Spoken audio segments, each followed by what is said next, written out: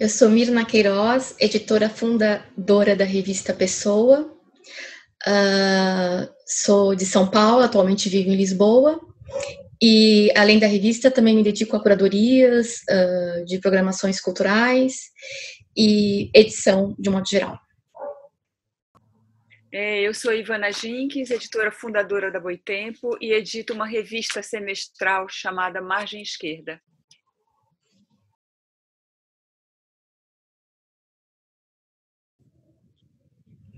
Bom, o Boitempo é o nome de um poema do Carlos Drummond de Andrade, acho que a maioria das pessoas sabe, e que deu nome também a um livro do Drummond. Nos anos 70, esse é um livro dele que fala da infância, fala do tempo de criança, quer dizer, são as reminiscências do passado dele, né? O tempo na fazenda, o tempo que passa lento. E nos anos 70, o meu pai, que era um dirigente comunista no Pará, fundou com outro dirigente comunista chamado Carlos Sampaio uma editora cujo nome foi Boitempo. Quer dizer, esse batismo foi muito curioso porque era uma editora para publicar textos políticos, mas a companheira do Carlos Sampaio, que fez doutorado em letras, em literatura brasileira no Rio, acabou ficando amiga de Drummond, e quando eles voltaram do doutorado para Belém, e surgiu essa ideia, ela, consultando sobre vários nomes com o Drummond, ele adorou a ideia de Boitempo e autorizou, na época, o uso da palavra Boitempo.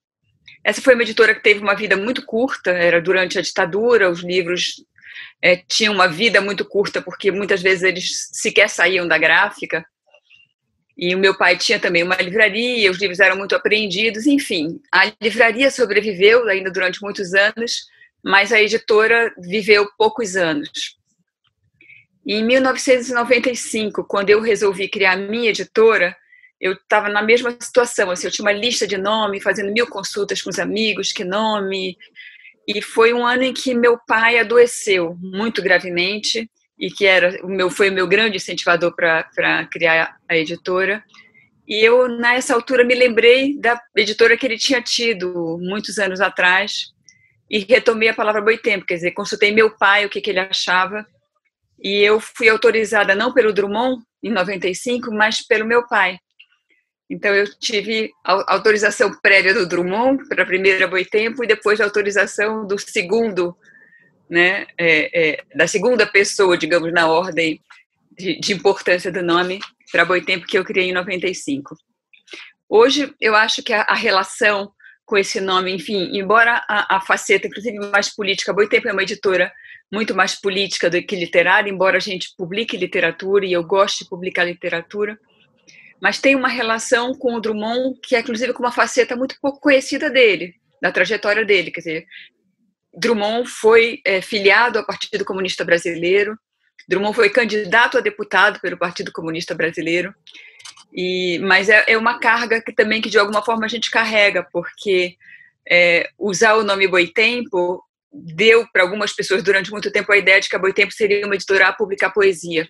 Então, eu lembro de uma vez assim, que eu levei uma bronca de alguém que me mandou um original de poesia, e eu falei que a gente não estava publicando poesia, ele falou, então por que eu usava esse nome? Como se eu não tivesse direito. Então, era uma longa história para explicar, mas hoje a relação é muito mais com esta primeira Boitempo editora do que com o poeta, embora a minha admiração por ele seja absoluta, é o maior poeta brasileiro, mas tem mais essa relação com a primeira editora fundada pelo meu pai.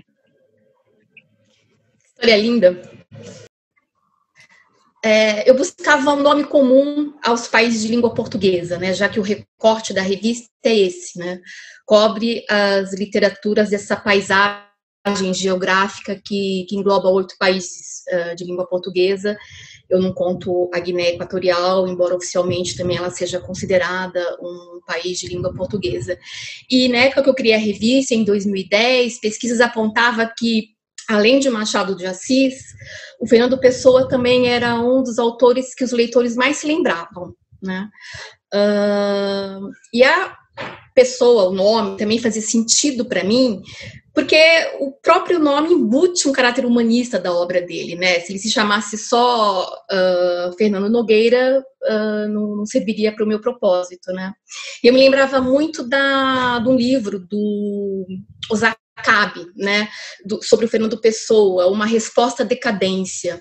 E tinha também uma relação com a minha passagem por Portugal, na década de 90, a minha passagem por São Tomé e Príncipe, nos anos 2000, e esse nome era o nome que atravessava todos esses países, era o nome mais óbvio, e a ideia era ser óbvio, ser acessível, né? Tanto que eu me apropriei de algumas passagens da literatura pessoana para criar sessões na revista e facilitar o acesso do leitor. Eu acho que hoje, assim, uma das características marcantes, né, do Pessoa é justamente a pluralidade. E eu acho que é isso que eu tento reproduzir na revista. É uma revista polifônica que busca captar as mais diversas dicções, tanto do Brasil como dos países de língua portuguesa, embora fracasse nessa tentativa, não é difícil, ainda mais nas condições em que a revista é editada, mas esse é o seu objetivo, né? E eu procuro dialogar muito com os mais diferentes perfis de leitores, né? E o que garante essa pluralidade, eu acho que são as curadorias, né?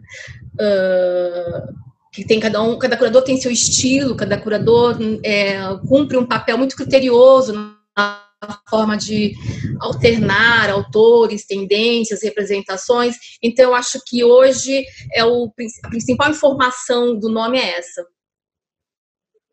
Eu acho que hoje o objetivo da Boitempo, se eu tivesse que pensar em alguma coisa curta, eu ia dizer que é continuar publicando livros com independência. Né? A gente tem um catálogo em que a gente publica o que a gente acredita. A gente procura ter um controle de qualidade, não só sobre as escolhas, mas sobre todo o processo editorial, todo o processo que vem da tradução até a parte gráfica, mas especialmente isso, quer dizer, assim, os livros que a gente publica porque essencialmente acredita neles, acredita que eles têm um papel a cumprir, quer dizer, procurando também a diversidade, quer dizer, dentro de um espectro, né, que é muito claro para a gente, mas de não ser uma editora que tenha uma linha, que defenda necessariamente uma linha, um viés, quer dizer, a gente procura fazer isso ampliando o debate. E hoje eu acho que a Boitempo, ela é um pouco mais do que uma editora de livros. E isso não foi um plano traçado, mas foi alguma coisa que no meio do caminho, ou digamos até que antes do meio do caminho, acabou acontecendo, que a gente acabou criando um ambiente Boitempo. Eu diria, né, que então isso a edição dos livros, tanto os impressos quanto os digitais, ela hoje é acompanhada por um espectro amplo de produção de conteúdo, de um modo geral. Né? E essa força que a gente tem hoje nos nossos canais da TV Boitempo, que é o canal no YouTube, de uma certa forma ainda que menor nas redes sociais, outras também como Instagram e Facebook.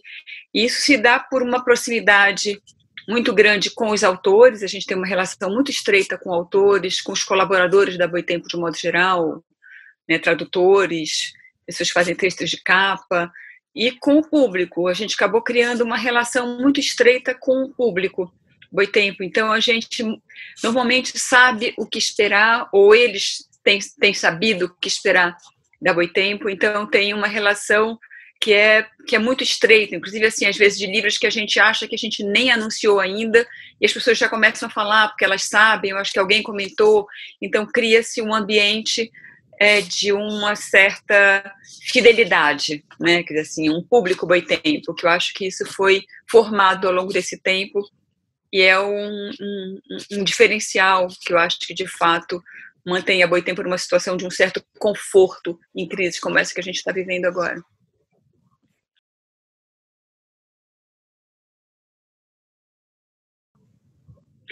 Olha, eu acho que existe um espaço conquistado pelas mulheres que é geracional mesmo, né? Quer dizer, assim, hoje eu tenho a impressão, inclusive, de que tem mais mulheres trabalhando em editoras do que homens, e inclusive dirigindo editoras. Essa, inclusive, era uma conversa que a gente teve outro dia num grupo do que eu faço parte, e a gente começou a fazer uma contagem, acabou não concluindo, mas, e até vale a pena fazer. Mas eu tenho a impressão de que existe um número muito grande de mulheres e que um papel que uma mulher, né, 2, 3 gerações atrás ocupava numa editora mudou um pouco de lado. Não sei, eu particularmente venho de uma família assim, de mulheres muito fortes, né? Assim, a minha mãe, né, criou 5 filhos com meu pai preso na época da ditadura, e ela foi fazer faculdade com filhos pequenos, e tinha uma coisa na livraria, depois que o meu pai, depois de perder o emprego, abriu uma livraria em Belém, e era assim, o meu pai era o tipo meio bonachão, aquele tipo que chegava, os professores, os alunos, não tinha dinheiro, levava o livro de graça. A minha mãe era aquela pessoa que botava uma certa ordem ali, né? A disciplina vinha dela. E não só ali na empresa, digamos assim, essa coisa de botar limite, mas com a gente também. Embora muitas vezes tinha aquela coisa de que não, é seu pai que não quer, a gente sabia que quando era o não era dela. Eu acho que, de alguma forma, isso fez com que a gente também aprendesse um pouco a se virar nesse mundo masculino, em que a gente sabe que, obviamente, que existe preconceito, que existe violência contra a mulher. Mas, de alguma forma, eu acho que isso, pessoalmente, me afetou pouco, como editora. Não sei, talvez seja uma experiência um pouco fora da curva, mas é um pouco como eu me sinto. Assim, se alguém me perguntar quando você se sentiu discriminada por ser mulher, eu te diria, enfim, correndo o risco de parecer boba, não sei. Não sei se aconteceu alguma cena ou alguma situação de discriminação, sabe? A minha tendência também é concordar. Eu acho que sim, há muitas mulheres no mercado editorial brasileiro, também arrisco dizer que em Portugal. E as mulheres estão se articulando e estão pensando juntas o mercado, né, criando coletivos, enfim. Mas, na minha experiência pessoal, eu também não diria que eu tenha sentido uma discriminação muito descarada, pelo menos nada que me impedisse de fazer o que eu sempre quis fazer, mas eu sinto, sim, não é tão fácil ser mulher no Brasil, e isso se reflete em todas as esferas, em todas as áreas, né? Na relação com autores, com os leitores, eu não me lembro de nenhum problema. Mas nas relações institucionais, né, uma revista que sempre buscou apoios institucionais, eu sinto, sim, que há uma camaradagem entre homens, e se a gente reparar, os principais diretores de instituições culturais no Brasil são homens, né? As principais instituições têm homens à frente. Então, eu acho que eles se promovem, acho que trocam convites, eu acho que aí está marcado um clientelismo bem forte nessa relação, né? Eu lembro de ter chegado a mim, uns anos atrás, a informação de que um diretor de uma instituição cultural me achava muito brava. Alguém já ouviu algum comentário sobre um homem muito bravo? Né? Isso é uma coisa que eu nunca ouvi. Uma pessoa que defende suas ideias com alguma ênfase, talvez tenha sido isso, era um projeto muito caro para mim, eu acreditava muito nele, era visto como uma pessoa brava, não sei, eu nunca me vi como uma pessoa brava. Então, ele é delicado, ele é um preconceito velado, mas ele está presente, sim, nas relações no Brasil de um modo geral, e cultural, e editorial.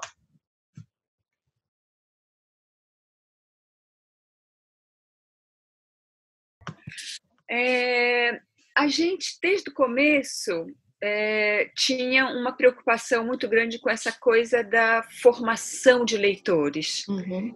Isso foi algo que eu lembro, por exemplo, assim, de eventos que a gente fez já grandes. Em 98, a Boitempo tinha 3 anos de vida, quer dizer, assim, depois é o que eu precisaria recuperar um pouco mais no tempo, cada data. Mas eu acho que foi em 2012 que a gente criou o blog da Boitempo. Quer dizer, inicialmente era mais para divulgar o conteúdo dos livros, um autor, um texto, e logo, em pouco tempo, o blog passou a ter textos semanais, quer dizer, era um texto por dia. Depois, em seguida, passou a ter colunistas, né, que eram, em geral, autores da casa, mas não sempre, não necessariamente autores da casa.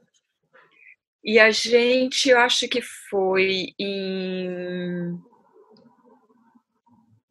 2013, já criou o canal no YouTube da Boitempo, que também era isso. Primeiro gravava os nossos eventos, depois publicava os eventos, quando vinham autores estrangeiros, traduzia. E hoje a gente tem, para comemorar, e esse é um fato que tem, inclusive, nos movido a fazer novos planos nesse campo. A Boitempo comemorou esse ano 200 mil inscritos no canal do YouTube. Uau. Atualmente já são, isso foi acho que em março, atualmente já são 215 mil. E eu levei um susto quando isso foi os meninos que cuidam da TV Boitempo, na Boitempo, que é o Arthur Renzo e o Kim Dora, que foi quem primeiro começou a trabalhar, e hoje quem toca é o Arthur. E eles fizeram essa pesquisa e descobriram que a Boitempo é o maior canal de editora da América Latina, quer dizer, sendo uma editora pequena. Então, isso tem a ver mesmo com esse investimento que a gente fez com criando uma espécie de uma plataforma, né? Então, hoje a gente também tem colunistas na TV Boitempo, a gente tem Mauriase, Virginia Fontes, Boaventura de Souza Santos, que é portuguesa. Mina deve conhecer bem. Tem uma coluna, quer dizer, eles gravam, e fora isso a gente tem uma programação mesmo feita agora bem com essa ênfase de tratar conteúdo, né? Quer dizer, de alguma forma, o digital ele não veio na nossa concepção para ocupar de forma alguma o lugar do livro impresso, né? Quer dizer, o livro impresso já muitas vezes foi anunciada a sua morte em torno do digital, a gente acha que isso não vai acontecer, mas ele veio muito mais para ser uma extensão, né? Quer dizer, assim, para que ele seja um estímulo à leitura. Eu acho que ele veio de uma certa forma também para estimular, para criar público para ler, né? Então a gente faz os cursos, a gente fez muito cursos de introdução à filosofia, de introdução a alguns autores, a sociologia do trabalho, a temas de gênero, pensamento feminista negro, e tudo isso para ser uma forma também de introduzir a leitura dos livros que a gente publica, que são a razão principal de ser da Boitempo hoje, né? Eu concordo com a Ivana. Também acho que o livro não vai morrer, acho que o impresso e o digital são complementares, livro é livro, independente do suporte, não é? E eu acho que a grande vantagem é essa mesmo, de você derrubar fronteiras físicas, né? A minha preocupação também era essa, principalmente porque a minha intenção, né, a revista Pessoa é um espaço de criação, informação, reflexão, que tenta promover o diálogo entre os países de língua portuguesa. Então, eu tinha que ir para o digital para alcançar esses leitores. E mesmo no Brasil, né, eu não alcançaria de São Paulo o leitor do Nordeste, não é? É um problema logístico, um problema de distribuição, de falta de livraria, né? Eu fiz pesquisas na época que eu estudei isso, 65% das escolas brasileiras não tinham biblioteca física, né? Então, para você fazer chegar o conteúdo literário para essas pessoas, acho que a saída era o digital, né? E então a ideia era tentar, para ajudar a disseminar, criar uma plataforma. E a plataforma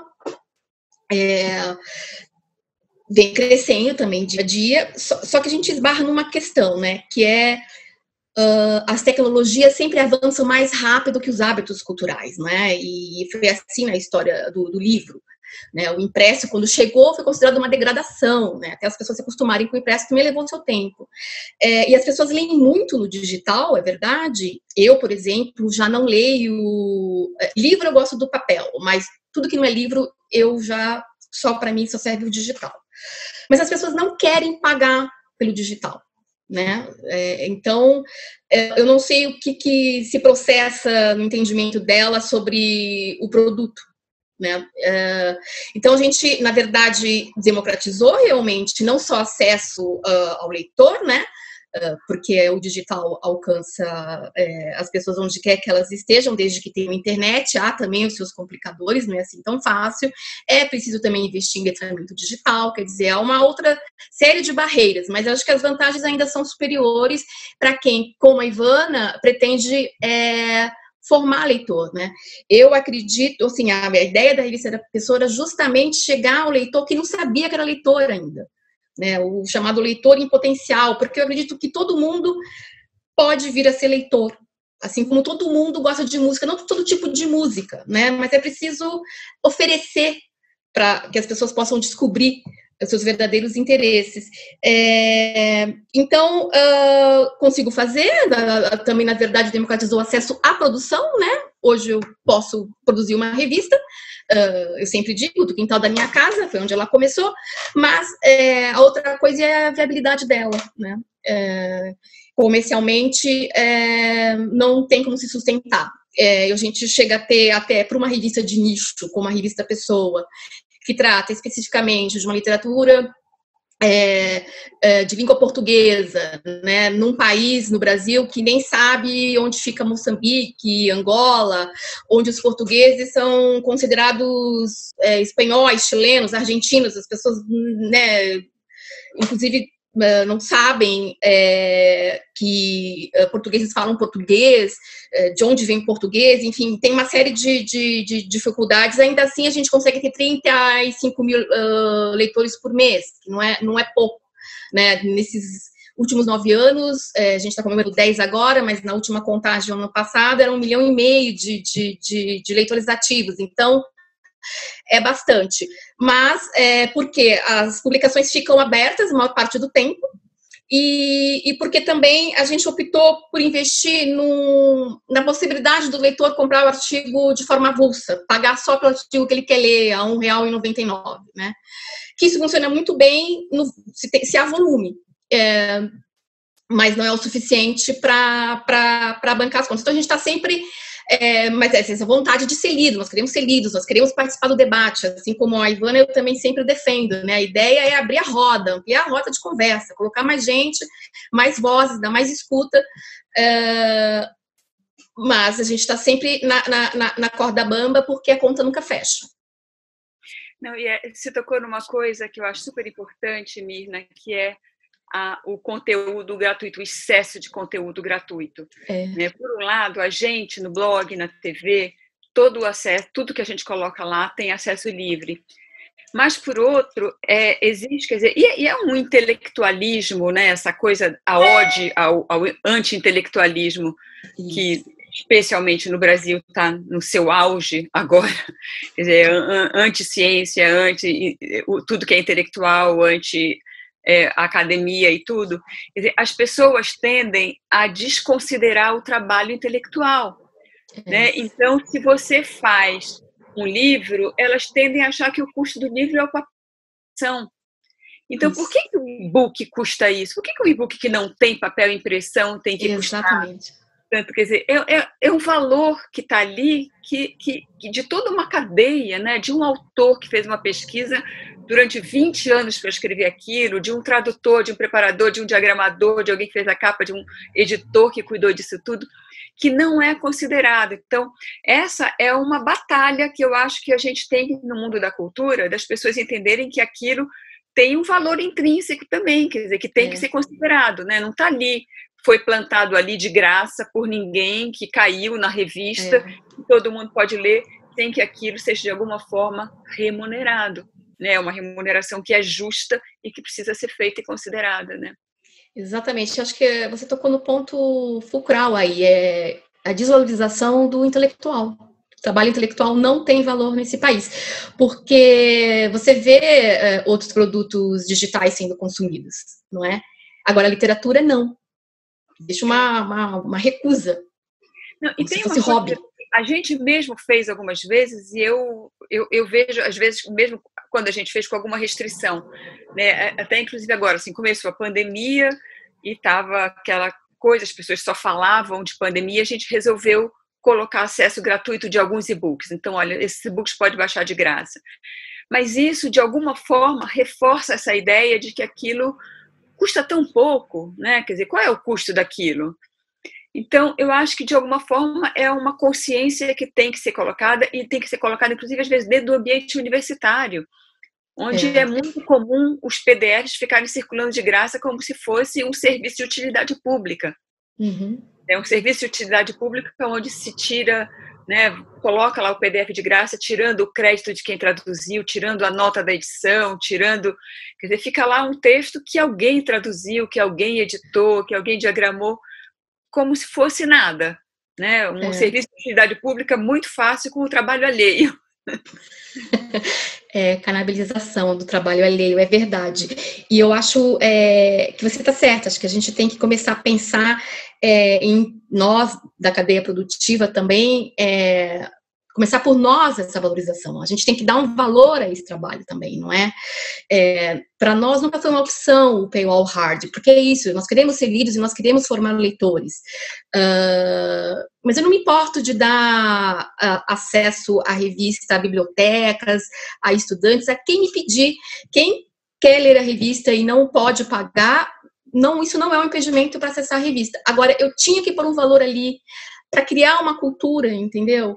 É uma percepção de que aquele trabalho é um trabalho árduo, o trabalho intelectual é um trabalho árduo. Né? Imagina quanto de repertório que uma pessoa não tem que ter para chegar ali e escrever aqueles 4, 6, 8 mil caracteres, entendeu? Então, eu discuti isso muito com os meus colaboradores, eles não tinham medo, né? O site, você vai matar o site se você colocar o paywall.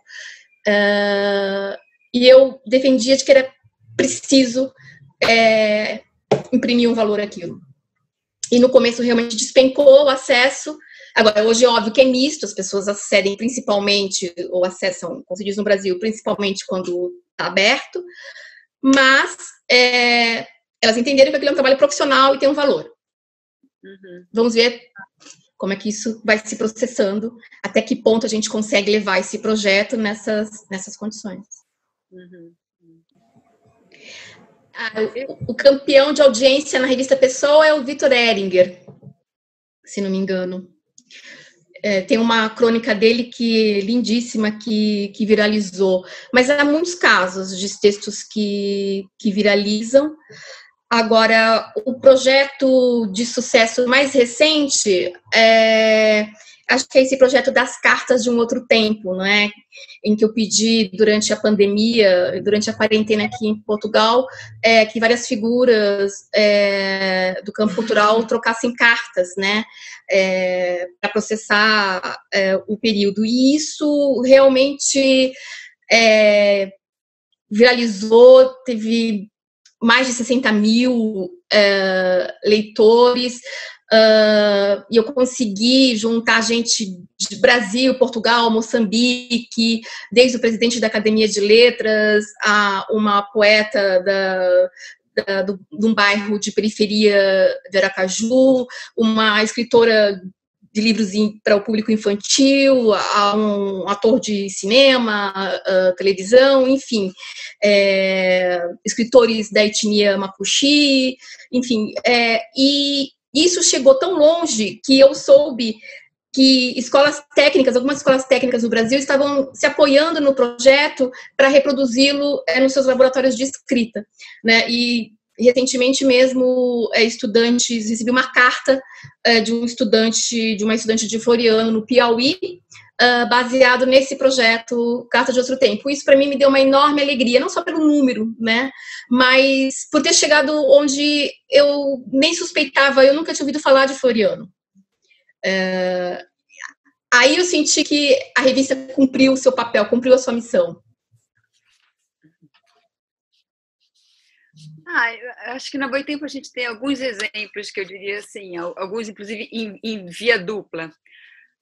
Um exemplo que eu gosto de dar é que a gente teve uma coleção, que hoje é uma coleção que a gente gosta, que é um projeto um pouco coletivo na editora, que ela chama Tinta Vermelha, que foi uma coleção criada a partir de um dossiê do blog. Quer dizer, foi um dossiê do blog que a gente fez na época, né, dos conflitos de junho de 2013, que depois veio Ocupar e veio Cidades Rebeldes, e ela gerou, a partir, inclusive, de uma coletânea feita a partir do blog, uma coleção que depois não ficou presa ao blog, mas que nasceu a partir dele.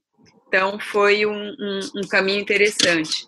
Mais recentemente, tem 2 projetos, quer dizer, a gente de livro online, a gente lançou durante a pandemia uma coleção que chama Pandemia Capital, tem 8 títulos até agora, que estão vendendo muitíssimo bem, são livros baratos, né? Naquela altura a gente estava querendo um pouco mesmo fazer um crescimento no digital, porque era uma forma da gente diminuir um pouco o nosso trânsito dentro da editora, a gente estava todo mundo em trabalho remoto, então a gente queria, obviamente não podia parar de vender livro, mas a gente queria diminuir a venda do livro do impresso e aumentar a venda do digital.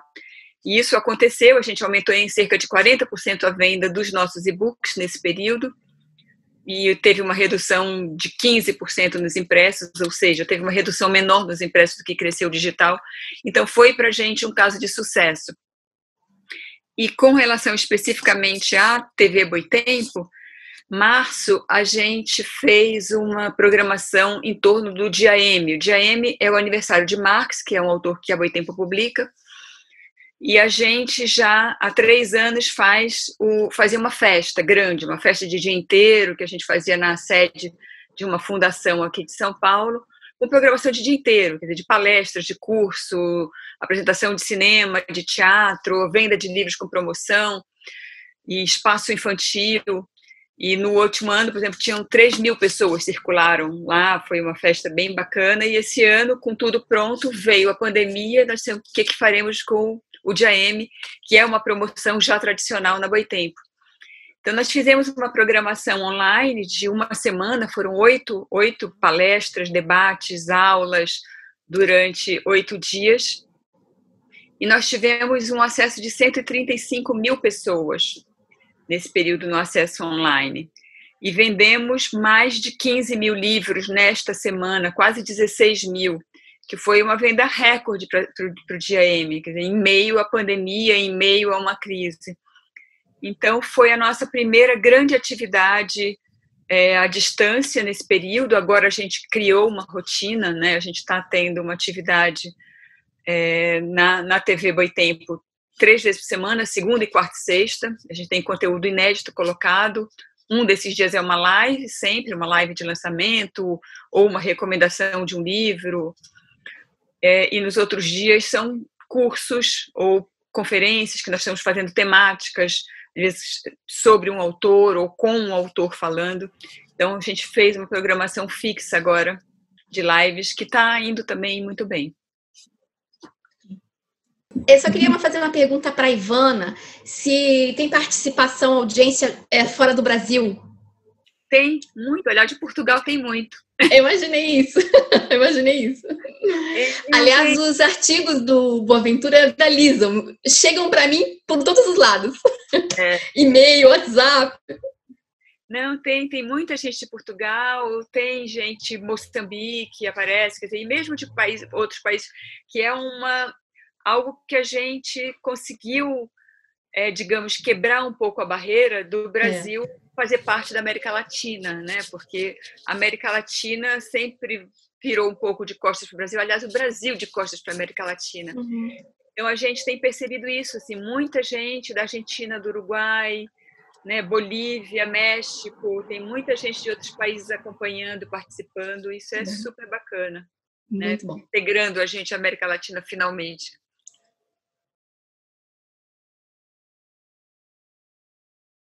Olha, eu acho que o estado de atenção mudou de um modo geral, né? Assim, quer dizer, foram muitas camadas, né? A pandemia teve todas essas camadas para a gente, e a gente foi se adaptando a elas muito vagarosamente. A gente entrou em isolamento em março, com uma perspectiva de que fosse algo curto, de que fosse algo breve. A gente estava fazendo plano, sei lá, aqui, olha, a gente estava achando que podia manter evento de maio, quando começou o isolamento em março.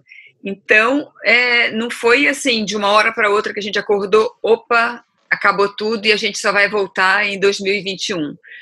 Teve um período de adaptação. Março foi um mês muito difícil para a gente, porque a gente vinha ali planejando uma escala diferente e, de repente, a gente viu que a coisa tomou uma proporção e que a gente tirou todo mundo da editora, foi todo mundo para o trabalho remoto e ficou montando uma escala mínima de logística ali, né, do pessoal da expedição, do estoque, do atendimento, que ia 2 pessoas por dia para manter a editora minimamente funcionando. Então, esse foi um desafio, primeiro, aprender a trabalhar remotamente, quer dizer, ver que trabalho, nem todos os trabalhos podiam, por exemplo, esse trabalho de expedição de estoque não tem como fazer à distância. Então, as pessoas iam alguns dias e nos outros dias ficavam em casa, mas não tinha como trabalhar remotamente. E a gente foi devagar adaptando o trabalho editorial para ser feito todo em casa, porque também tinha prova impressa. A gente ainda trabalhava muito com prova impressa naquela altura. Uma das provas sempre fazia uma prova, a preparação era sempre no arquivo, mas a prova impressa, a última, antes de entrar em gráfica, sempre era no papel. A gente sempre teve essa coisa assim de que tem coisa que você só não vê no papel. Eu sou pessoa do papel, eu sofro com essa coisa de estar tudo no computador. E a avaliação dos livros quando chegavam, a gente foi, enfim, achando jeitos. Mas o mais difícil, eu diria, foi rever toda uma programação, porque era uma programação, um cronograma novo, cheio de incertezas, né? Ainda é.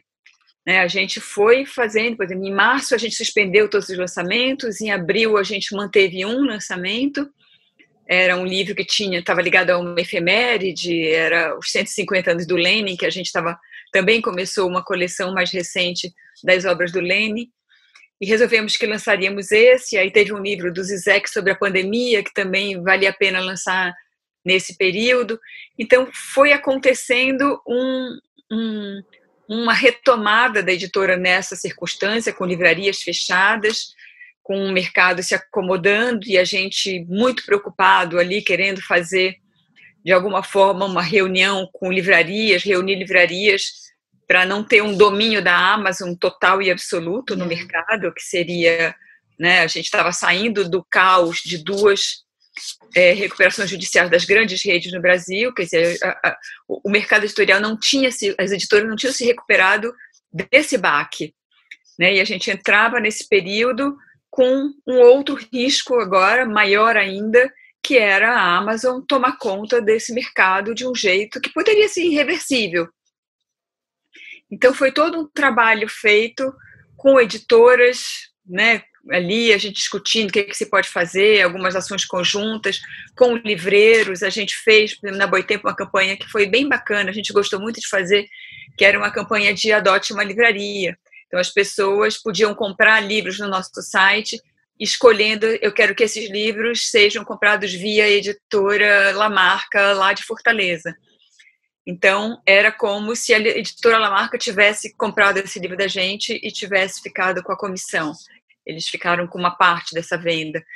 E isso foi uma iniciativa bem bacana, porque para a gente é importante não só sobreviver como editora, não adianta a gente sobreviver como editora e ter um mercado de livrarias em terra arrasada, onde as livrarias independentes não iam sobreviver sem iniciativas desse tipo, né? E tiveram algumas outras nessa ordem, alguma reunião das próprias livrarias, mas foi um movimento que partiu bastante dos editores e foi muito positivo. Então, eu acho que foi isso, assim, foi um desafio de olhar de novo para a editora o que se pode fazer agora, de descobrir formas novas. A gente e a maioria dos editores tivemos que investir mais no nosso site e ver as formas alternativas de valorização da cadeia do livro, né, para que não fosse um desmonte, uma terra arrasada nesse sentido. Porque política pública não teve nenhuma, né, não havia política pública, as entidades do livro tampouco conseguiram responder a esse momento, então foi uma iniciativa muito localizada mesmo, de editores, de livreiros, muitas vezes em ações conjuntas, e eu acho que, enfim, estamos sobrevivendo a essa catástrofe mais ou menos inteiros. Foi o que eu pude perceber daqui, né, que durante essa crise, né, o mercado editorial brasileiro já vinha de uma crise, acho que mostrou uma enorme vitalidade, assim, acho que o livro ficou mais vivo do que nunca, vocês conseguiram realmente, num certo tempo, num certo ritmo, encontrar saídas, promover iniciativas, e ficaram presentes, né? Deixaram o livro presente na vida das pessoas. Eu acho que o aspecto mais positivo é esse, é o entendimento de que é possível fazer muito mais com a tecnologia digital, não é?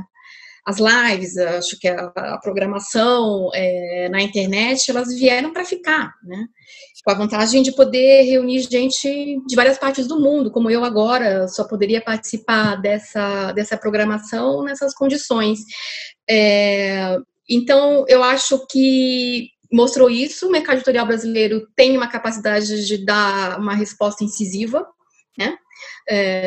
Mesmo já vindo de uma certa fragilização, com respostas criativas, com respostas solidárias, incluindo livrarias, e o livro está lá, né? Vender 15 mil exemplares numa semana comemorativa, isso é um grande feito. Isso sem dúvida é um grande feito.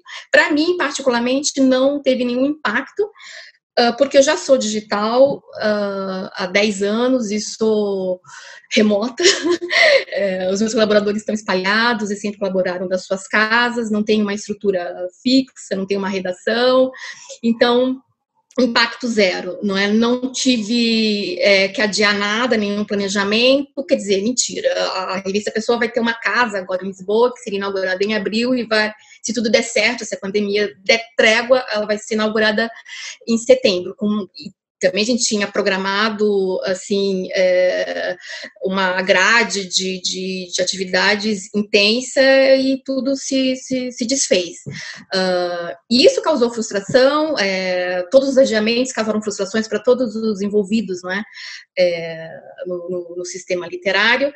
E o mais drástico é isso, porque a gente ainda vive na incerteza, né? Não se sabe quando é que tudo vai ser retomado, né? Não acredito que tenha surgido daí uma nova consciência, não.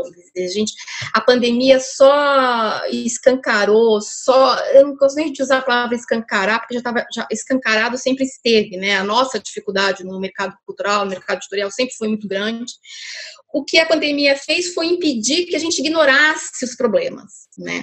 Quer dizer, que se realmente não tiver política pública, se realmente não tiver investimento em cultura, em educação, a gente vai sempre viver aos trancos e barrancos. Aqui, contrário do Brasil, né, nós temos autoridades que dignificam seu cargo, que estão de fato preocupadas, tropeçando, enfim, cometendo seus erros, mas estão de fato preocupadas com o bem, né, da população.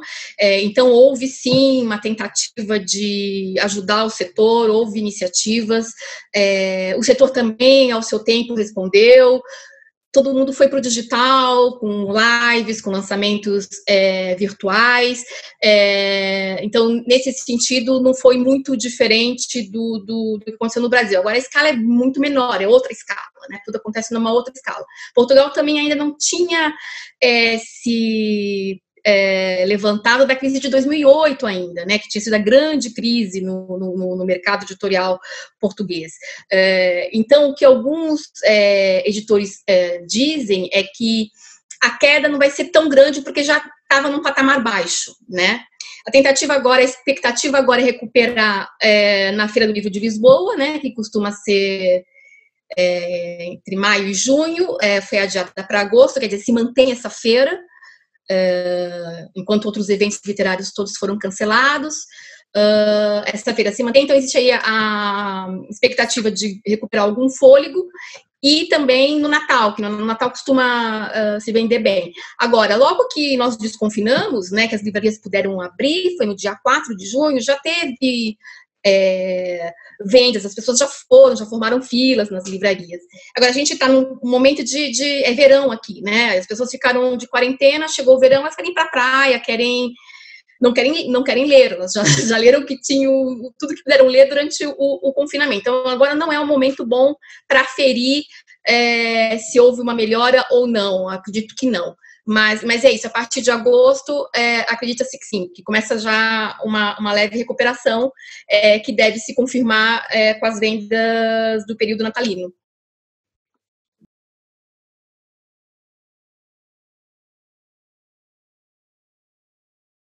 Eu faço parte de um grupo de mais ou menos 100 editoras. A gente criou um grupo, criou, na verdade, na época quando teve a grande crise de Saraiva e Cultura, que era um pouco como é que a gente coletivamente ia reagir àquilo. E era um grupo pequeno inicialmente, hoje em dia somos mais de 100 editores nesse grupo. Eu não sei de relato de editora que fechou nesse período, mas sei de muitas que dispensaram todo mundo, que dispensaram 2/3 dos funcionários, que não conseguiram manter programação. Programação, acho que foi uma tônica, praticamente todo mundo, de algum modo, alterou, cortou ou adiou publicações. Mas foi um grupo que foi muito bom nessa época, inclusive para ações que não diziam respeito também só às editoras, né? Porque, obviamente, que a gente não quer continuar sendo editor num cenário em que a cadeia do livro como um todo se desmontou. Uhum. Embora o trabalho do editor, digamos, até possa ser feito sem livraria, a gente sabe que a livraria é um ambiente que é propício para a cultura, né? Quer dizer, é um ambiente cultural, é um ambiente que atrai, é um ambiente também de debates, né? É a pessoa que vai buscar um livro e vê mais 3 ali, sai com 4. Então, tem um ambiente de livraria que é muito importante de manter, de livraria independente, a livraria do bairro. Então, essa consciência, inclusive porque como a gente não tem a necessidade da gente ter uma organização, porque isso ficou patente, né? Nenhuma das entidades do livro representa de fato os editores, né? Elas representam alguns interesses bem localizados, e nenhuma delas tem um papel significativo no mercado. Então, nesse período, assim, foi muito bom porque a gente discutiu desde coisas como a democratização do acesso ao livro, quer dizer, de que formas fazer isso sem que isso seja um problema para as editoras, né? A questão da formação do incentivo de mediadores de leitura, incremento do valor, por exemplo, a questão da precificação, o valor simbólico do livro, como é que isso funciona, né? Então, tinha editora que nunca tinha ouvido falar, como é que funciona o audiolivro, ou o e-book, como é que vocês fazem. Então, meio que foi uma sessão ali de autoajuda, quase. Porque, de alguma forma, alguma editora tinha uma experiência que ajudou a outra. E tem sido um grupo que eu acho muito importante nessa fase, com certeza, inclusive disso, quer dizer, olha, está tendo um edital, não sei aonde, né, informações coletivas muito generosas e de dicas mesmo, olha, sei lá, quem tem livro para sebo, que em tiragem grande parada, tem o sebo tal que está comprando. Então, eu acho que foi um período importante para discutir não só medidas muito específicas, como o apoio, né? A cadeia do livro como um todo. Então, eu sei de experiências de livrarias que fecharam, algumas, mas de editora, não. Eu acho que elas passam, nós estamos vivendo uma crise, todas em iguais medidas, em desiguais medidas, mas as editoras estão conseguindo sobreviver a essa desgraça, dupla desgraça que a gente tem, né? A gente tem um vírus e um outro vírus que está com o vírus na presidência agora, parece, não se sabe. Aqui em Portugal, além desse incentivo que foi considerado baixo, né, e na verdade foi baixo mesmo, mas pelo menos houve um gesto, né, de ajuda, as editoras contaram, assim como todas as empresas portuguesas, com um incentivo público que se chama, uma política pública que se chama layoff, né, quer dizer, o governo pagou durante a quarentena parte dos salários de alguns empregados. E eu sei que algumas editoras independentes aplicaram o layoff, né? Então, agora é que nós vamos ver, obviamente, diminuir o número de contratações, porque diminui o número de lançamentos. Não sei se isso, como é que vai ser no ano que vem, como é que vai ser a distribuição agora, né, dos livros já contratados para o ano que vem. Mas a crise ainda não chegou. A crise econômica a gente vai começar a sentir nos próximos meses, né? Muita coisa já fechou, mas a tendência é piorar muito. Então, ainda não tenho notícia de nenhuma livraria, de nenhuma editora fechada. Sei sim que há encolhimento e que, acabando o período do layoff, da ajuda governamental para o pagamento dos salários, muito provavelmente esses funcionários vão perder o emprego, né? Então, sim, certamente a crise está longe do fim. Aqui tinha algumas iniciativas, né, juro para pagar salário e tal, mas eu não conheço nenhuma editora e nenhuma livraria que conseguiu. Um pouco daquelas iniciativas que existem no papel e não existem de fato. Exatamente. Eu acho que nesses 10 anos o mercado mudou muitas vezes, não é? Teve um período de expansão, internacionalização, multiplicação de festivais literários, nascimento de várias editoras. Eu acho que o aspecto positivo que eu vejo ainda hoje, que atravessou esses 10 anos, é justamente a criação de novas editoras. Eu acho que o papel das editoras independentes no Brasil é fundamental, né? Eles fazem um trabalho importantíssimo de renovação, de diversidade bibliográfica.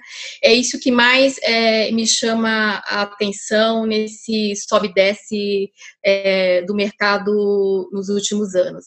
E volto a falar, o que falta são políticas políticas públicas consistentes, quer dizer, já não tem mais Bolsa Tradução, já não tem nada, é mais ou menos como a Ivana falou, né? O mercado os editores estão por conta própria. Né? Eles próprios têm que criar suas saídas, suas soluções para os problemas que vão surgindo. Para mim, esse é o principal entrave, entendeu? É preciso mesmo levar a sério os planos de leitura, desenvolvimento do setor do livro, formar mediador, engajar leitor, apoiar projetos de incentivo à leitura, né? É o principal entrave. Falta de política pública. Eu acho que esse cenário dramático que a gente vive hoje, ele serviu também para mostrar que essa crise ela vem de mais longe, né? Quer dizer, assim, a gente tem uma crise que talvez remonte aí a, não sei, 2012, ela veio se agravando, mas tinha uma crise no mercado, que os fatores são vários, mas, por exemplo, assim, essa política que foi instaurada aqui como lei, que é a questão da consignação, né? A gente tinha, durante o monopólio da Cultura e da Saraiva, uma relação profundamente danosa para o mercado editorial, quer dizer, era uma relação de monopólio, quer dizer, elas dominavam o mercado de um jeito, impunham suas políticas, impunham desconto, impunham condições, depois começaram a cobrar vitrine, cobrar taxa sobre isso, sobre aquilo, quer dizer, era uma situação que realmente, sem uma entidade forte, sem uma organização, que os editores não tinham, talvez esse grupo que a gente tem agora, se tivesse na época, muita coisa pudesse ter sido diferente àquela altura. Mas eu acho que essa crise agora mostrou que não tem nada que a gente não possa fazer se for coletivamente, como a organização coletiva, o dizer não coletivamente, o de estabelecer como é que a gente pode e deve funcionar nesse período, né? Assim, em épocas de, né, que é isso, quer dizer, de valorização do que não é intelectual, né, de desvalorização da ciência, é uma tarefa nossa fazer com que as pessoas saibam que o livro, que a cultura, que a música, que o cinema são, sim, essenciais na nossa vida. Né? Nada de achar, quer dizer, essa coisa de que o livro é supérfluo, eu sou absolutamente contra essa ideia. Né? Assim, não teve nada que, numa época como essa, a gente tenha percebido como mais essencial do que entender o que está acontecendo. Né? E alguns autores, inclusive, foram chaves. Assim, paradoxalmente, alguns autores do século XVIII e XIX foram capazes de traduzir muito mais o que estava acontecendo e o que está acontecendo nesse momento, e as saídas e os caminhos do que muita coisa que está se falando agora. Então, eu acho que o caminho principal é a organização que as editoras têm que fazer. Eu acho que é uma valorização do livro, é a mostrar o tanto que nada, nunca foi tão essencial ler quanto é agora. E os principais entraves são esses, quer dizer, a Mirna falou bem, quer dizer, primeiro, falta de política pública, né? Em segundo, quer dizer, esse problema que a gente começa a superar de uma falta de desorganização do setor, a cadeia do livro era bastante cada um por si, quer dizer, não só as editoras, quer dizer, tinham um certo clima, inclusive, de disputa, né, um certo, eu diria assim, até uma hostilidade, muitas vezes, né, das editoras com a livraria. Então, a editora achava, não, a gente que financia a livraria achava que a condição não era boa, quer dizer, existe algo que a gente... Essa pandemia serviu para mostrar que essa cadeia funciona de alguma forma com essa união, quer dizer, que a gente tem que se reforçar. Se para a gente é importante que a livraria, especialmente a livraria independente, existe, que ela é responsável pela diversidade dos livros, pelo que a gente chama de bibliodiversidade, né? Que a gente precisa se unir, inclusive para barrar um perigo como a Amazon. Essa é uma luta comum. Né, uma trincheira que a gente tem que traçar para sobreviver nesse período, para sair melhor dessa pandemia, né, como a gente vai sair dela, né, a gente não sabe o que vai acontecer em julho, quanto mais daqui a 1 ano ou daqui a 5, mas eu acho que é um caminho traçado agora com alguma perspectiva de futuro, né, e de acreditar que a gente, de fato, possa sair melhor dessa desgraça toda. Eu acho isso também. Eu acho que nosso trabalho é mais necessário do que nunca, né? E é justamente nas crises mesmo que a gente vê como o trabalho intelectual é necessário, né? Como pensar com autonomia é importante, né? E eu acredito sim também que a literatura é essencial. A literatura pode ser uma chave para interpretar o nosso tempo, entendeu? Para imaginar, né, a superação dos desafios do nosso tempo, para imaginar futuros. A literatura é fundamental, como é fundamental a gente imaginar, fabular.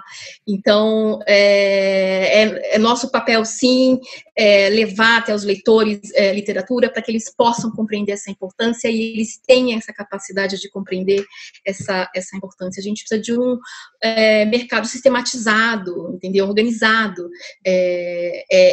E, de novo, eu vou repetir sempre isso, né, com políticas estruturadas, consistentes, sobre o projeto da revista Pessoa, que nós estamos, né, eu falo nós, mas a pessoa sou eu, que eu estou ansiosa para pôr em prática, é justamente a inauguração dessa casa Mombac, né?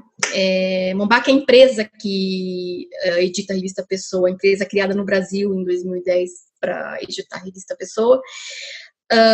E dada a minha relação com o mundo indígena, eu resolvi batizar com o nome Tupi, Mombac quer dizer despertar.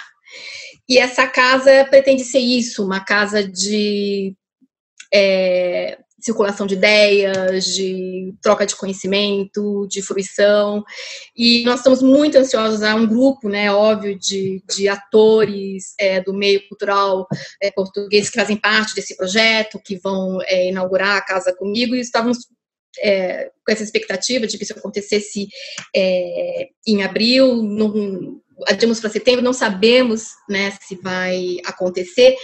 E a ideia é justamente que a revista um pouco fique a reboque dessa casa, entendeu? Quer dizer, as sessões dedicadas a filosofia, a política, elas eram menores na revista, vão ganhar um maior espaço agora, tudo na tentativa de realmente tentar compreender esse período da história que a gente está passando, com as conexões com o passado, as projeções para o futuro, não é? Então a revista passa a ser uma revista um pouquinho do ponto de vista da sua cobertura mais ampla, sem jamais abandonar a literatura, não é? O primeiro curso que a gente vai dar, a primeira atividade é justamente sobre pensamento crítico, né? Como desenvolver o pensamento crítico, como ajudar as pessoas a lerem o mundo, né? Não é ler um jornal, ler uma notícia, é ler o mundo, né? E a literatura ela é ferramenta fundamental para isso, o livro, não é? É ferramenta fundamental para isso. E paralelamente a isso, a gente já está fazendo circular na revista. A revista fez 10 anos, a gente fez um balanço, né, dos 10 anos da revista. Alguns dos colunistas estão revendo, né, a colaboração deles nesse período, os assuntos sobre os quais eles se debruçaram mais ou não, e a ideia também já é tentar pensar o futuro, imaginar o futuro. Tem uma sessão organizada pelo Leonardo Tonos que traz realmente nomes do mercado editorial que estão fazendo esse papel, né? O primeiro texto já foi da professora Regina Del Castagne, que fez um texto lindíssimo falando sobre a literatura, como a literatura brasileira pode se abrir para novas possibilidades, para as novas vozes, né? Tem já um texto publicado da Natália Polesio também, defendendo, acreditando no potencial da literatura, e a gente vai ficar o mês de julho todo discutindo, então, que lacunas são essas e como preencher essas lacunas aí para o Devir, a sessão chama Devir. É isso. Para 2020 é isso. Do ano que não aconteceu. De planos, a gente, esse ano, planeja, apesar do isolamento, e a gente estava ainda aguardando para ver se a gente faria algo presencial ou não, mas estamos cada vez mais convencidos de que esse ano não terá nenhuma atividade mais. Mas a gente deve fazer alguma programação em torno dos 25 anos da Boitempo, que se completam no final de setembro. A gente deve fazer uma programação online com alguns dos autores principais da editora, tanto do Brasil quanto de fora. E a gente vai publicar esse ano, no final desse ano, um autor que há muito tempo a gente queria publicar, que é o psiquiatra da Martinica, o Frantz Fanon. A gente vai publicar um livro com textos inéditos do Fanon. E essa foi uma grande notícia para esse ano, enfim, além de uma programação que a gente está agora refazendo, mas mantendo, de vários autores importantes, tem vários lançamentos, e estamos preparando agora um material que também vai ser na TV Boitempo, que é um material de uma espécie de clube de leitura quinzenal. Então, um autor fala sobre uma coletânea de livros, 2, 3 livros de que ele gosta, então ele explica, né, comenta esse livro para a criação de clubes de leitura. E nossa ideia é essa, porque os cursos que a gente já fez muito curso, eles tinham um poder de criar, a partir desses cursos, clubes de estudo. Né? Então, muito dos cursos, por exemplo, que a gente fez de Marx, geraram depois grupos específicos de pessoas, inclusive não necessariamente das mesmas cidades, que se reuniam para estudar uma determinada obra. Então, essa é uma multiplicação desse trabalho que é muito bacana. E, de resto, eu acho que é principalmente isso, né? Eu acho que, aliás, era Borges que uma vez falou alguma coisa que é assim, né? Que a gente sonha o mesmo sonho, só que cada um do seu lado, cada um do seu jeito. Eu acho que a gente, como editora, a Mirna com a pessoa, a Bárbara, a revista Mirna, eu lembro dela impressa. 4 numerinhos. Ivana, parabéns pelos 25 aanos. É um trabalho monumental. É um trabalho difícil, mas muito legal, muito gostoso, assim, né? Quer dizer, eu costumo dizer assim que eu achava que eu trabalhava muito antes da pandemia e agora é uma loucura, porque o relógio não tem mais hora, né? Então, quando você vê, sei lá, 2 horas da manhã, você está ainda respondendo e-mail da semana retrasada. Está trabalhando pouco além do que já trabalhava. Mas essa coisa do sonho que se sonha junto, porque é isso, não é só um sonho de nós, editores diferentes, com trabalhos diferentes, é um sonho que se sonha junto com toda essa cadeia do livro, né? E eu acho que essa ideia, essa eu acho que é uma lição boa da pandemia, né? De alguma forma informal, de uma forma que foi desorganizada, mas editores, livreiros, escritores, quer dizer, teve uma certa comoção em torno do livro. Eu acho que o livro sai valorizado nesse período e que foi feito por ações como essas, né? Que a gente foi fazendo primeiro um pouco cada um olhando a sua própria sobrevivência, mas que de alguma forma foram todas ações que somaram nesse sentido, né? De mostrar o quanto que esse é um trabalho fundamental, é um trabalho indispensável e é algo pelo qual vale a pena a gente de fato resistir e lutar, né?